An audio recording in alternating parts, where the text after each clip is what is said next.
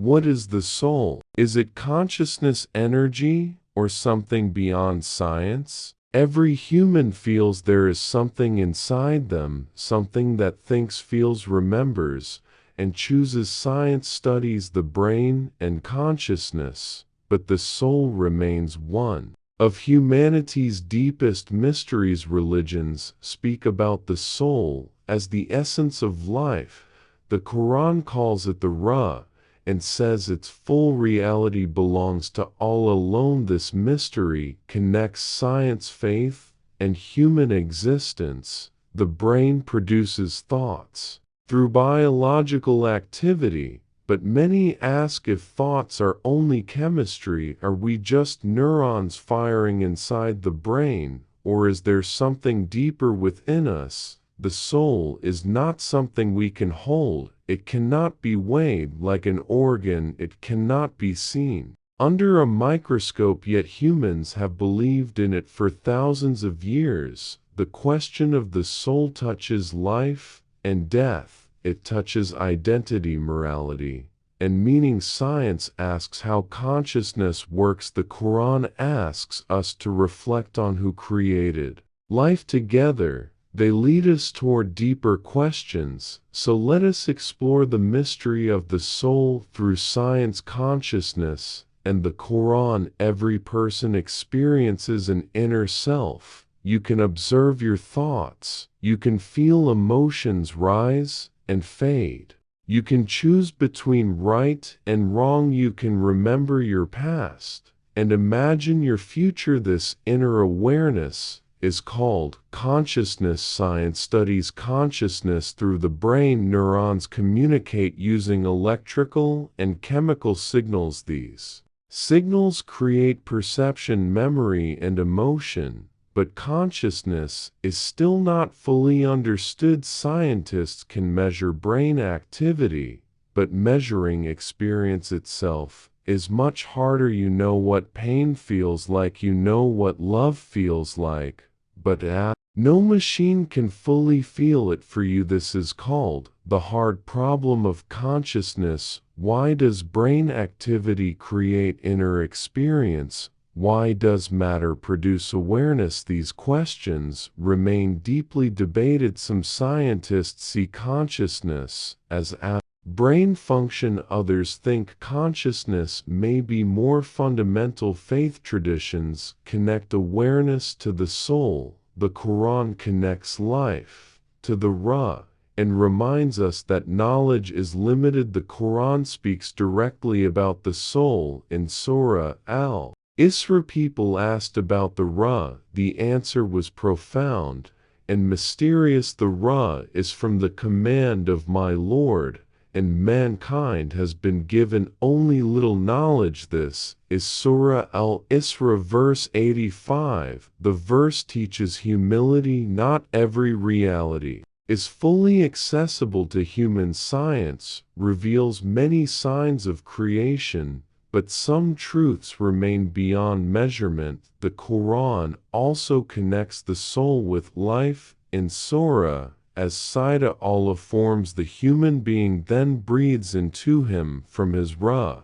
This points to life as a divine gift. Human life is not only biological structure, it carries spiritual meaning. The Quran describes humans as body and spirit. The body comes from earth, but life is given by Allah. This makes human existence sacred. The soul gives identity beyond flesh. It connects humans to accountability. It connects life to purpose, and it connects death to return. The soul is central to the Quranic worldview. Science studies the brain as the organ of consciousness. The brain contains billions of neurons. These neurons form complex networks. Different brain regions control different functions. The visual cortex processes sight. The auditory cortex processes sound. The hippocampus supports memory. The amygdala processes emotion.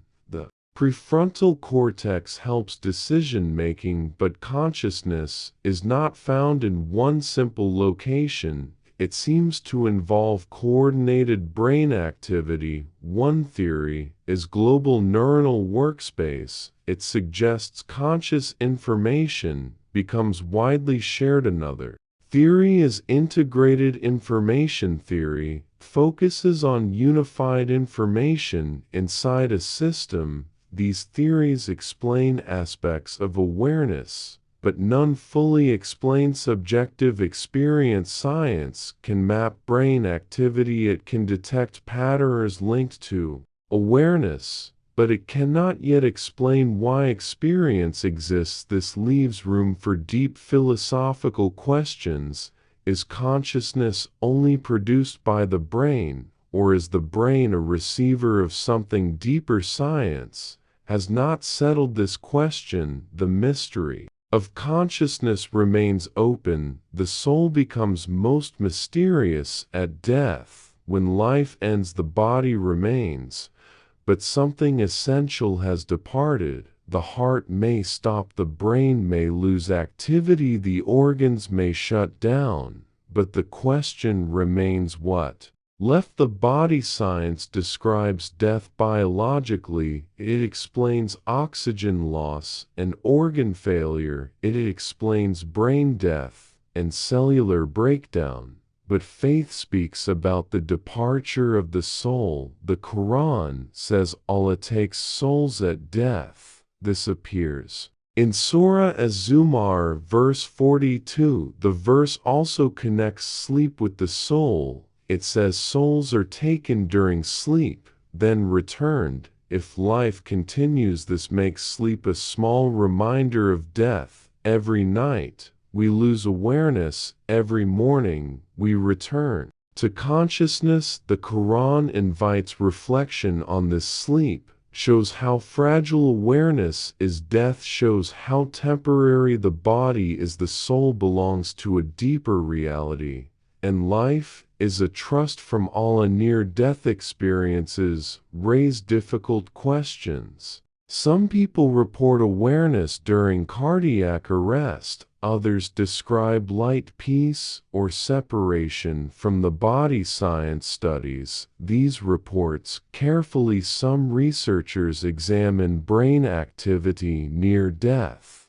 The AWARE study investigated awareness during resuscitation. A small percentage reported detailed awareness, but interpretation remains debated. Some scientists explain these experiences through brain activity. Others argue they challenge simple explanations. Near-death experiences do not scientifically prove the soul, but they show consciousness is still deeply mysterious. The dying brain may produce unusual experiences. Oxygen loss may affect perception. Stress chemicals may alter awareness. Memory systems may create vivid scenes.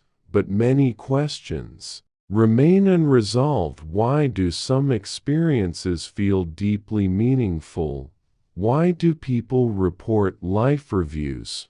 Why do some lose fear of death afterward? Science continues to investigate. Faith gives a different framework. It sees death as transition, the end of existence, but the beginning of another stage. Who are you really? Are you only your body? Your body changes constantly. Cells die and renew throughout life. Your appearance changes with time. Even your memories can fade, yet you still feel like yourself. There is continuity in your identity. You say I was a child. You say I'm grown now. The body changed, but the inner self remained connected. Science explains identity through memory and brain networks. Religion connects identity to the soul. The Quran teaches that every soul is accountable. Every soul will taste death.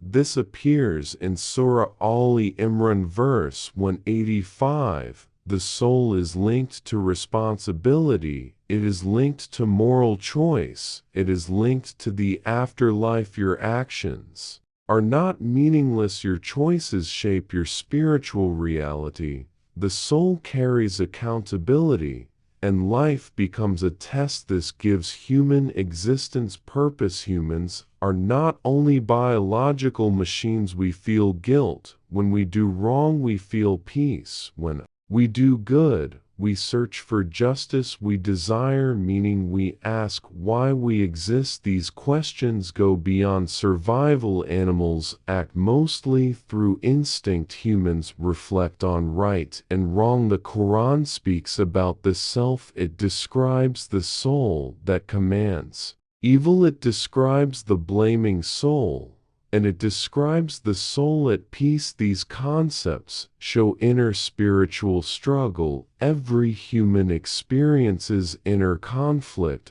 One part desires immediate pleasure, another part seeks truth and discipline. This inner battle shapes character. Science may describe behavior, psychology may describe emotion, but faith gives moral direction. The soul must be purified, the heart must be guided, and the self must return to Allah. This is the spiritual journey of life. Science is powerful. It helps us understand the body. It explains cells, organs, and brain networks. It allows medicine to save lives. But science studies what can be measured. The soul is not directly measurable. It is not a physical organ.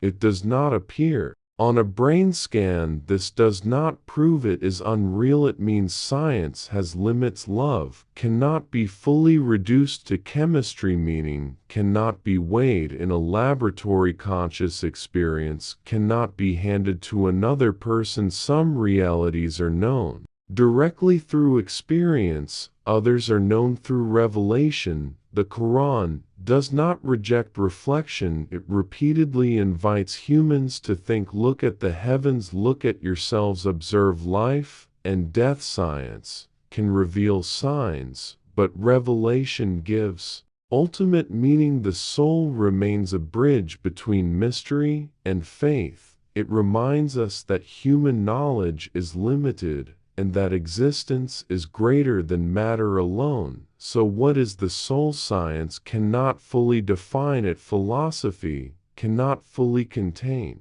it, and the Quran tells us its reality belongs to Allah. The soul is connected to life. It is connected to consciousness. It is connected to identity. It is connected to morality, and it is connected to the afterlife. Your body is temporary. Your brain is physical. Your thoughts are mysterious. Your choices are meaningful, and your soul is accountable. Life is not random movement of matter. It is a test, a trust, and a journey. The soul reminds us where we came from, why we are here, and where we are going. Science explores the signs. The Quran reveals the purpose, and together they invite reflection. You are more than your body. Your life has meaning, and your soul is returning to its creator.